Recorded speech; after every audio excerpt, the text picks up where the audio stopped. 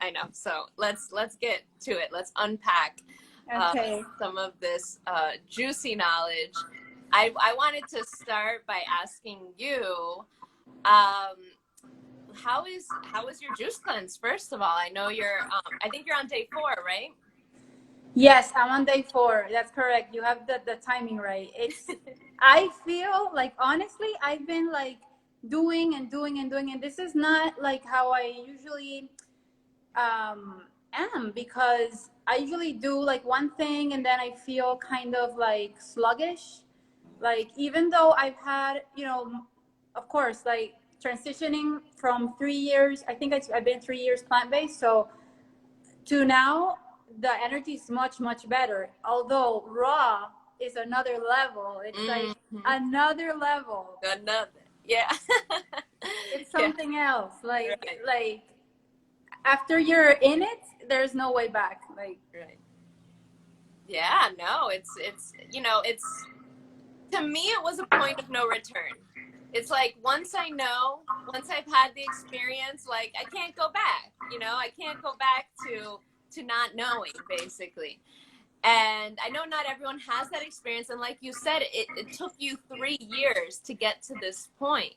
exactly. Where you go on the juice cleanse and you're not like, the world's crashing down on me, You've already had some pre-cleansing leading up to this point. It's like practicing for the Olympics, sort of. Exactly. And so that's what people don't understand, that they might jump too far into a cleanse and then get scared because of the detox symptoms and be like, this is bad, right? Yes. And then they look up on Google and, there's a response for anybody. And it'll tell you, juice cleansing is dangerous, don't do it. So then they get the information that they wanted to hear. And it's like, okay, juicing is bad, It's so valuable that you're bringing that up here, because, a lot of people are going to benefit from that information. Right. And it's true. Like, a lot of people just assume, hi, mom. Hello. Hi, mom. So a lot of people assume that, after they get because I've met people that, even in my own family, like people that have tried, to get into the juicing, and they can't with the detox symptoms, and they're like, I don't want to ever be there. I'm like, okay, you have to do it slowly, because the liver is gonna, be shocked if you immediately go raw or, juicing without any preparing. Totally. Yeah. That's why I found out you were doing a juice cleanse. I sent you the ebook, and if anybody watching this wants to do a juice cleanse, send me a message. I will send you the ebook. And the reason is because I've had people do juice cleanses before, and then they make, just the slightest mistake, which leads to a negative experience, and then it's sort of like a shutdown towards cleansing in general. So I send them the ebook. Hopefully, they'll read it. And it talks a little bit about the pre-cleanse and how important that is. I read it. It's so it's magic. That ebook, you guys really, like, I really, really recommend it, because it has all the information that you need to start. Yeah, and it's really short. It's like it's an easy read. And it's just this main point that I want to drive home for people is that, the amount of time that you cleanse on the juice cleanse, like, you don't have to plan everything perfectly, you can go with the flow, but you want to lead up to this climax of this liquid cleansing by beginning to clean up your diet days before, not just one day before, and not just the morning up, like days you want to plan out and get lighter and lighter. And then in there we have like a pyramid of the different levels of diet. So you basically want to climb up the ladder to get yourself to that tip top of the ladder, which is the liquid diet. And then from there, then it's an easier transition. And the same thing when you get off of the juice cleanse. The transition out. Exactly. Yeah, that is so important, because I've not to incite fear, but I've heard that people have died from going on a super long cleanse, right? A super long juice cleanse, and then stopping the cleanse by eating boiled potatoes. Like, someone has died from doing that because it's too much on the body, it's like, oh. And so you have to, again, do the same the cycle in the opposite direction, and go raw first. Right. Yeah. And start with fruit. Fruit is so easy to digest, and a lot of people have issues with sugar, and there are ways around it. There's a way around everything, and you can still eat clean. There's a solution for everything. I remember one of my first juice cleanses, I felt like I was very sensitive to fruit sugar, and it was a completely celery juice, and it was cucumber and lemon and lime. Cucumber and lime, that was it. Like super simple. Yeah, just super simple and low glycemic, and getting all of those wonderful benefits. Now, I know that you have been on this path of medical medium. Yes. Yeah, and I've seen here and there, and I've seen some of his videos, but I'm curious as to what's your story finding that, and how's it been? Well, I actually started when I started plant-based like 3 years ago. I started out, and I had this concept, like I didn't have the information yet. So I was like, I wanna try this. I know this is healing. I've heard so much about it. And what I did was like, I started investigating and researching it, online, and I didn't do it right the first time. So I was like eating processed, and I shook my system in different times, and it was like, this is not it. And, food combining, and, at the beginning. And then I found, I started praying, like, please an answer. Like, I want, my dermatitis to go away, like, naturally. I don't want to keep drinking this pill and this and that. So I found medical medium, and, through him, it's an easy transition, going raw. Like, a lot of people, when they're on medical medium like a long time, some may never transition to raw completely, although most of them do, because it's the perfect way to go through. Instead of going from beans and from like lots of starches and beans and heavy, you go slowly, and you eat steamed potatoes, and that's like basically it, like what he recommends. Other than that, it's like mostly raw. Yeah. That's what I always tell people, is it's the percentage of raw, Mm-hmm. It's, you don't have to go all the way.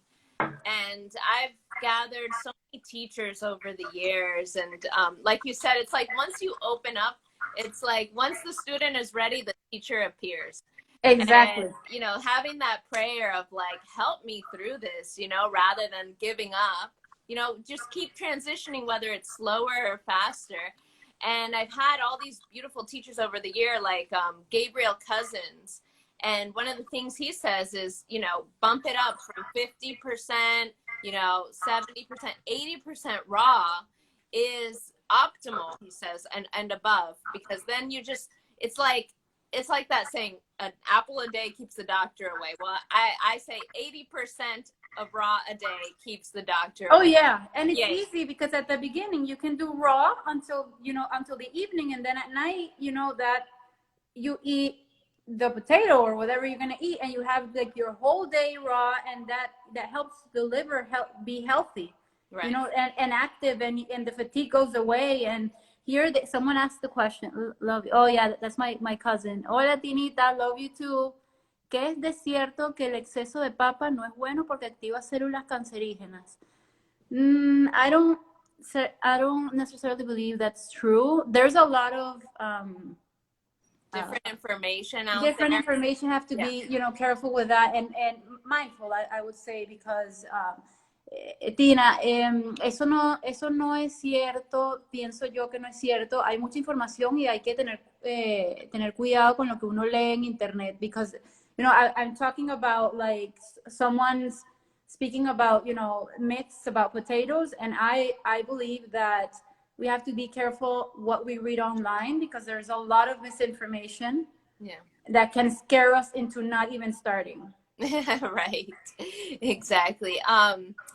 You know, what I have heard, right, in respect to that is any complex carbs that are cooked. Now, it depends on how you cook it, right? If you're steaming it, it's less. The drier the cooking, the more is activated this chemical called acrylamide. Are you familiar with acrylamide? I haven't heard it. Okay, so acrylamides, yeah, that's what's been called like the carcinogen of complex carbohydrates. And it does depend on how you cook it. So steaming would be the best way. I believe so. And then when you dry cook and you roast stuff, you create that, you know, it's like when we like things to be like burnt, you know, in Spanish, when the rice is like burnt on the top, they call it confit. Or there's like all different names from different countries of when the rice sticks and it gets a little burnt, and some people will just eat that. Well, it's not the best ever because of the amount of acrylamides that are in sort of that burnt, cooked carbohydrates. So that's what you want to stay away from. And then steaming is obviously the best choice, because you're keeping all of the water, all of that hydration more so inside of the potato or whatever it is, or even vegetables, you know. That's I haven't heard that before. Actually, I'm going to translate it. Okay, go ahead. Tina, está hablando de que hay un ¿cómo? It's how do you say it again? Acrylamide.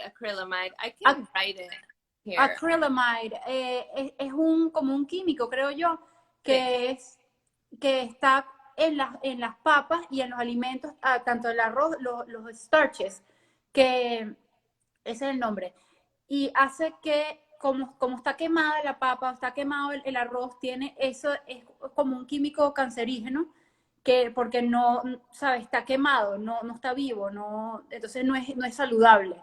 Eso es lo que estamos diciendo, para que sepas. Entonces sí, como que sí tiene un poco de verdad eso, pero se trata de cuando quemamos más las papas o el arroz, que no es recomendable comer algo así.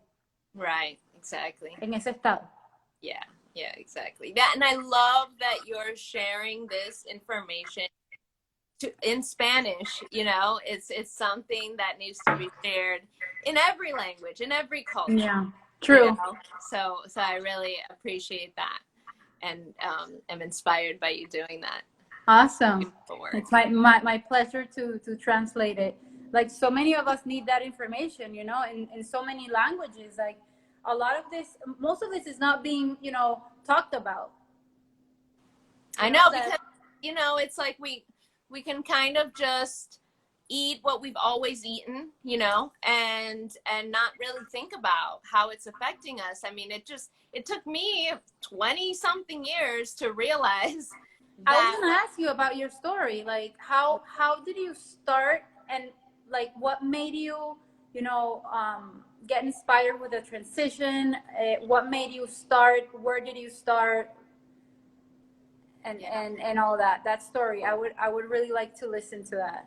Okay, I'll try to keep it as short and succinct as possible, you know, because it's been a 10-year journey.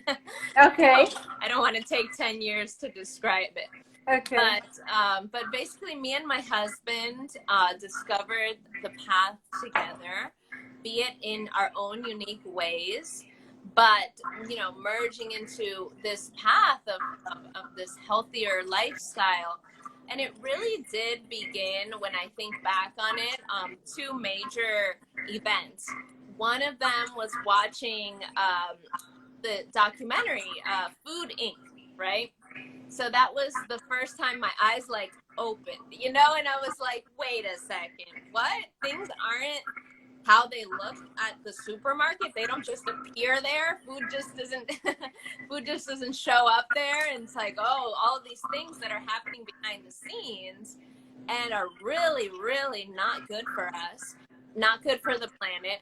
and very, very harmful for the animals. And so, and in turn, harmful for us, right? And then the other event was I was handed in my college the Bhagavad Gita, which if you don't know about it, it's a scripture from the East. And in it, it really promotes vegetarianism from this point of view of the karmic effect of that when we, you know, and it's been proven in science as well that, you know, the adrenaline that animals produce in their body when they're going to get slaughtered, you know, that stays in. And that makes so much sense. Yeah, no, it totally makes sense. That stays in the meat, and so all of these realizations started to come at me, you know, one by one by one. So I went up the ladder. Essentially, I started with vegetarian. Well, for me, going vegetarian was already going vegan because I was lactose intolerant since I was young. So I was already pretty much vegan, and it was a lot of lentils, a lot of, you know, cooked pots, big stews. That's what we would always make. And we started to get into Ayurveda too.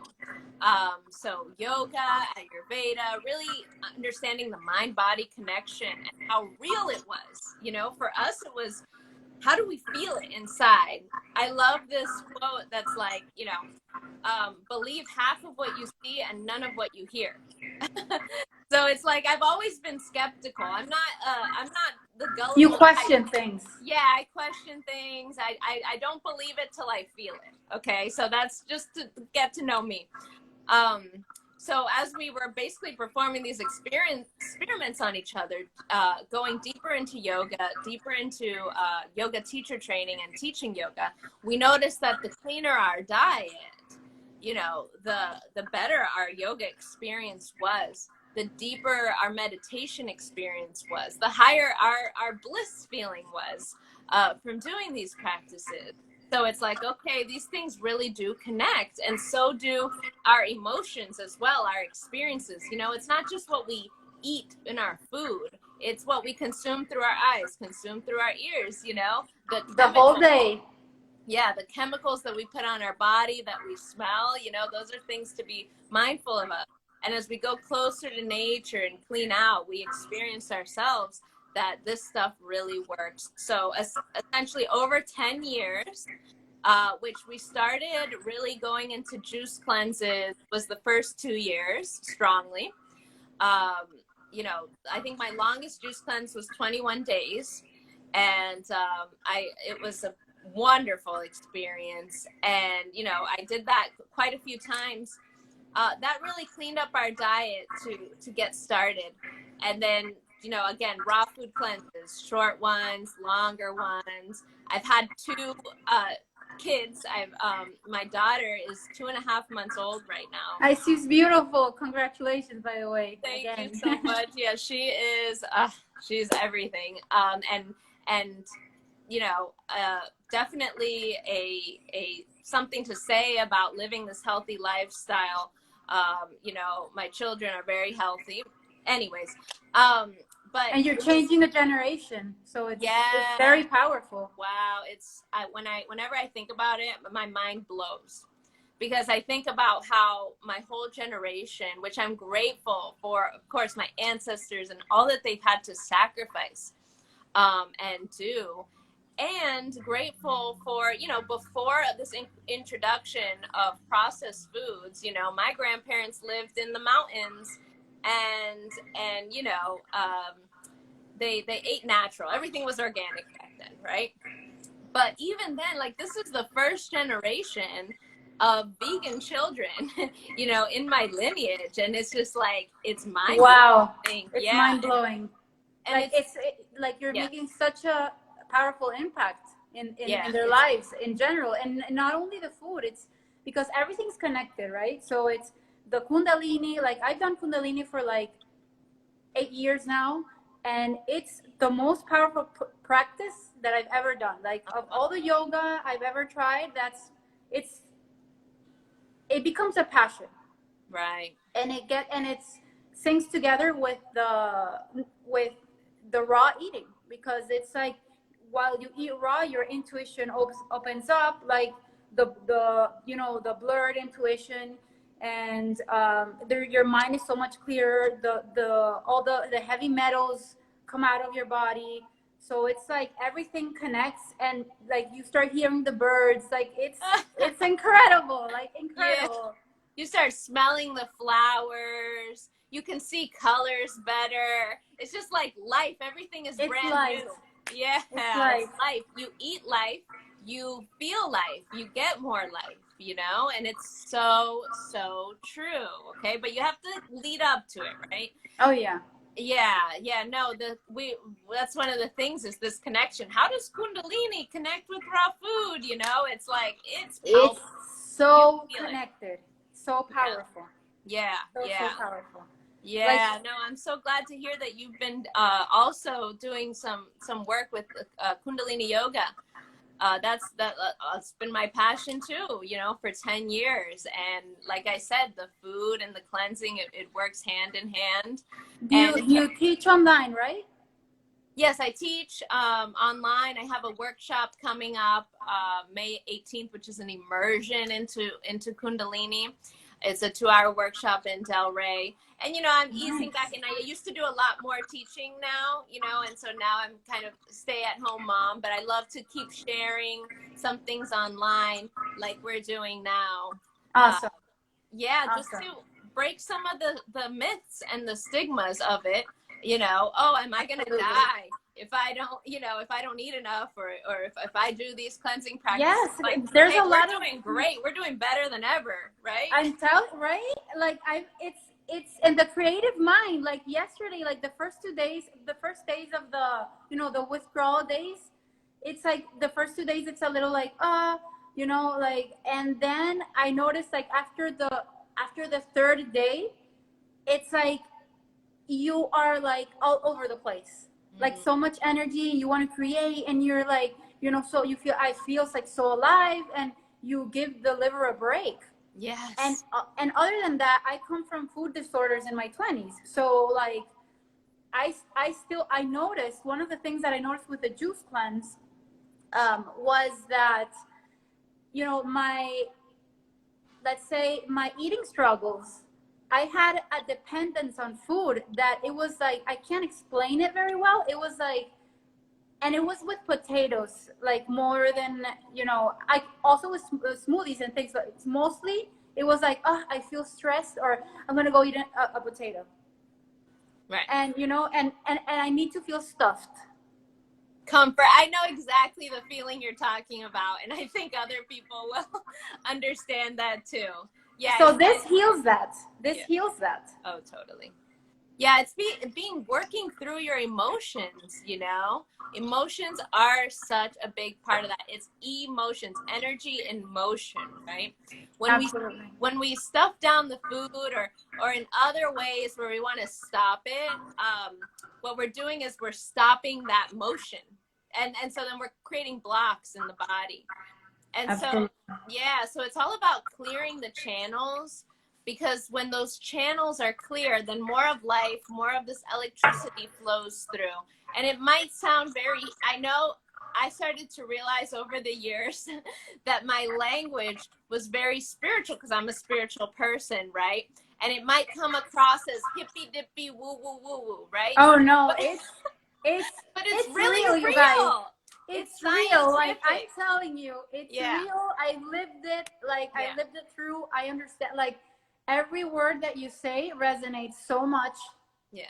And I'm sure, like, a lot of people are gonna also resonate when they start, you know, when they watch this live, because a lot of us have struggled in the path with, like, you know, comforting with foods and things like that. And, you know, and that also blocks creativity. It's a block. So it's going to block creativity. It's going to block our energy. And that's really the goal for me at the end of the day, is to have the channels open so that life can flow through, that when I am challenged in something in life, I can rise to the occasion. That's what I've found in my own experience. Of you know? course, yeah. Yeah. And it's not like you get used to like raw foods, and you don't, with raw foods, it's not that you can't overeat. Like it's like they don't have toxins. The food doesn't have toxins, so the pathogens don't grab onto that, and you don't crave, in the same way. It's different. Like you're So eating and you're enjoying, and you can eat it slowly, and it's not this anxiety like trying to, pull that potato out down your throat. yeah. Because if not, you can't. I had that feeling like if I don't, shove that potato down my throat, then I can't keep on with my day. Like, what is that even, about? Like, Yeah. why did I feel that way? So it's Mm. very powerful to do with Yeah, it food cleanse. allows you to unpack, the cause of those feelings, of the symptoms that you have. But no, it's so true. Me and my husband talk about it, that we can't really overeat on raw food because it doesn't have that addiction. No. It doesn't have that comfort feeling, like you said, like that. Yeah, the stuck potato in here, like it just doesn't. No. Right, yeah. And so it's like, as much as you try, you still have to feel your feelings.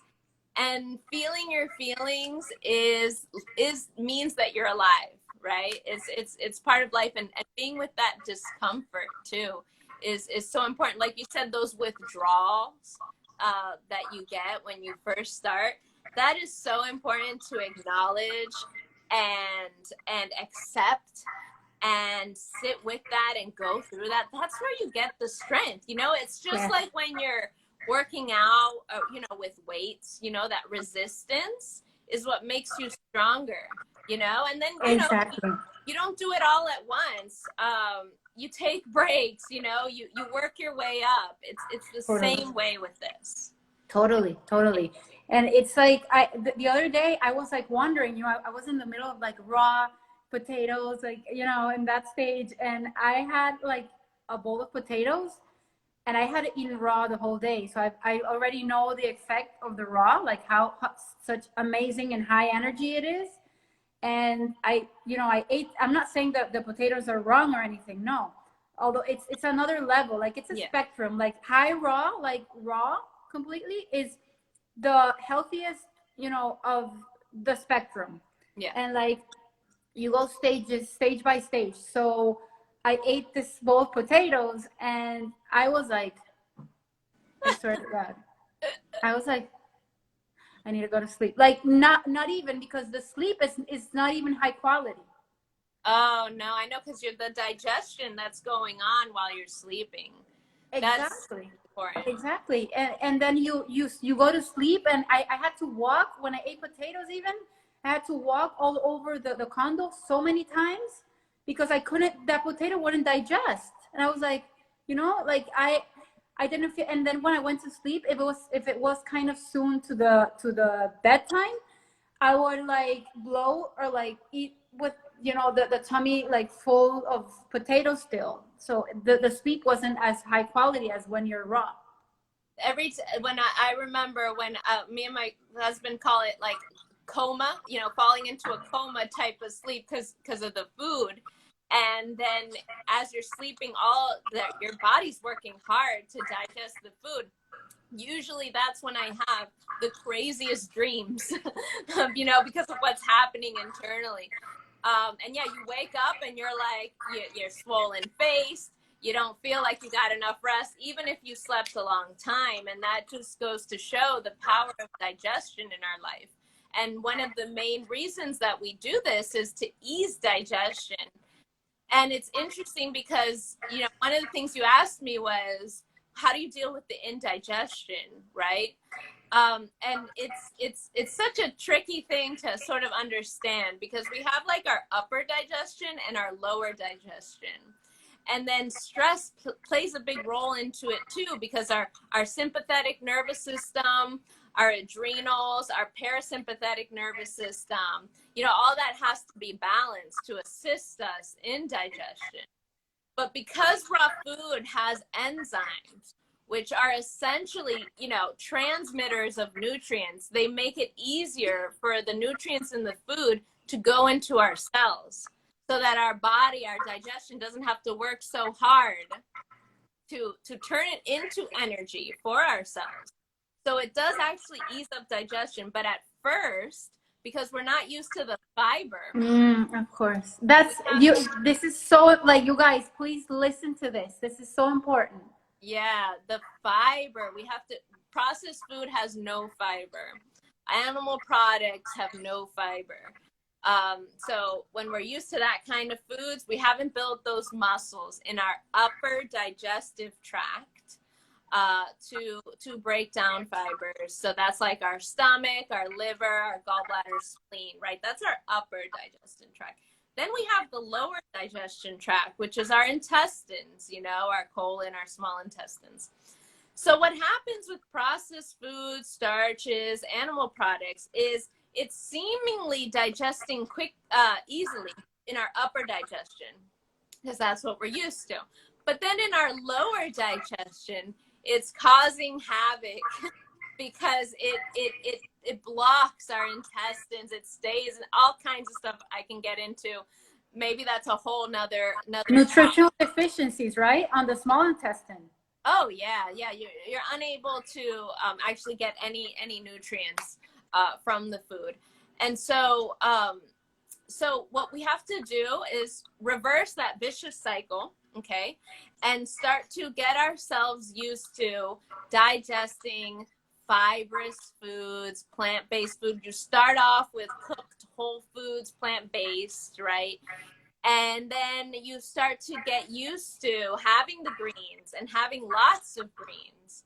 And there's hacks to it, you know, you add the greens in the smoothies, and then you don't even realize the smoothie helps to break it down. Juicing is one of these ways to get those nutrients without having to digest barely at all, you know? Absolutely. Yeah. And so, you know, you work your way up, and then before you know it, you're able to have this huge bowl of beautiful, vibrant salad. And you know how to help yourself digest too, with wonderful probiotics like sauerkraut and kimchi if you're into that. Or some people like kombucha and things like this that just help a little bit as you're starting out.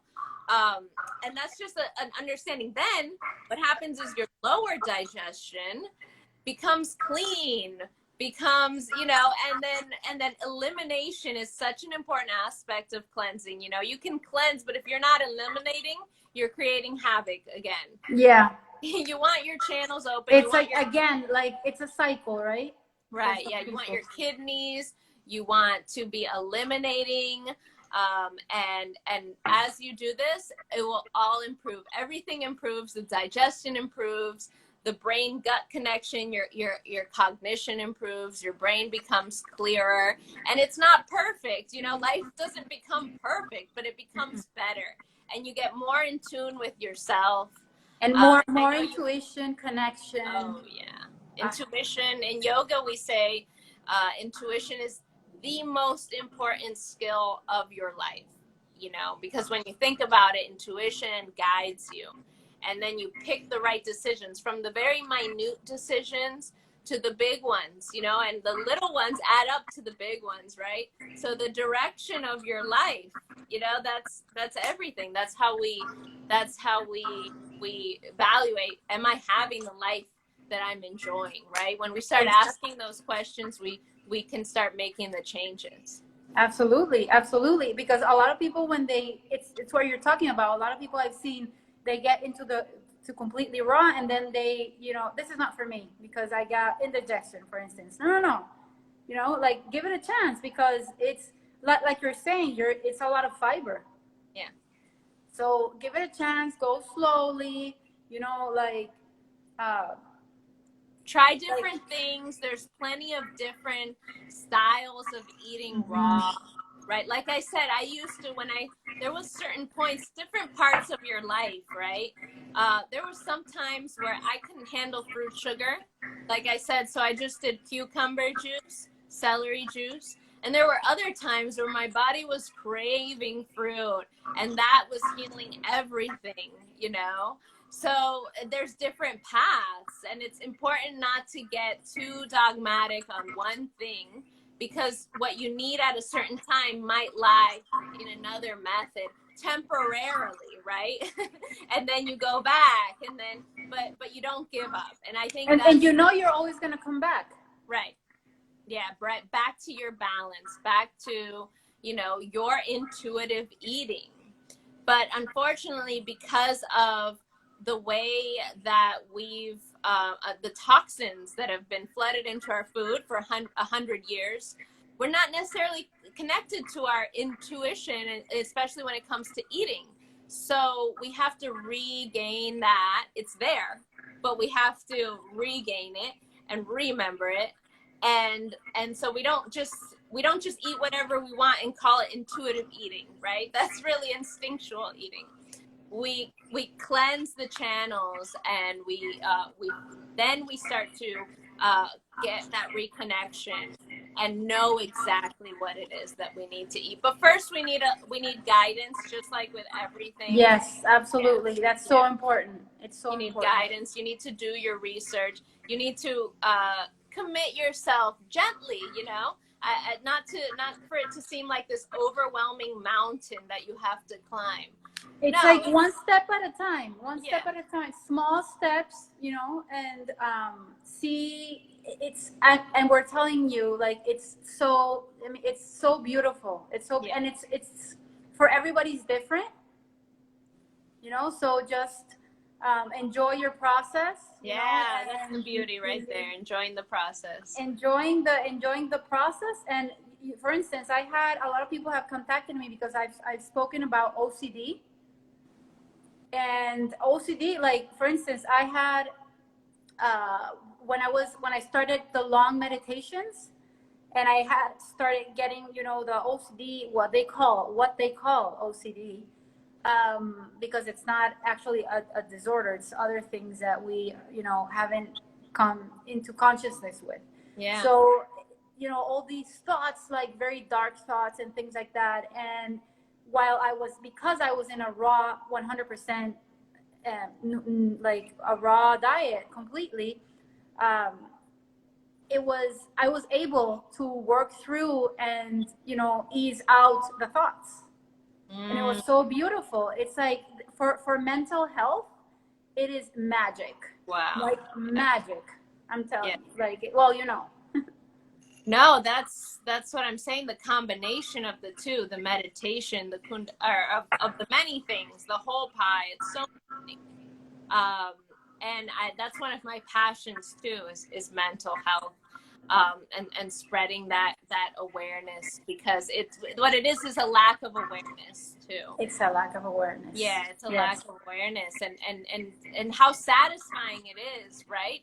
It seems scary to confront those negative thoughts, but the art of meditation is to witness them, and that allows them to empty out of our being, of our body, and then, like you said, that was amazing to actually get through it, to actually allow for that elimination, for that emptying out, and then you feel great, right? But it's getting through that too, and having the faith, right? The faith of the light at the end of the tunnel.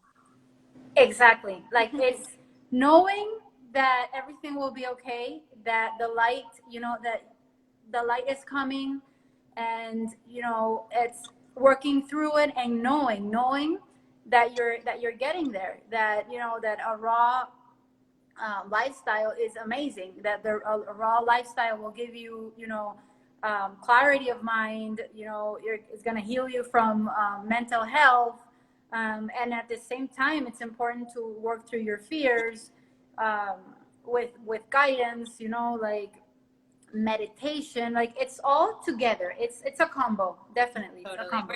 We're holistic beings. We're not just one aspect, you know? Exactly. So we have to treat everything holistically, and that's why holistic health is really, really the way to go.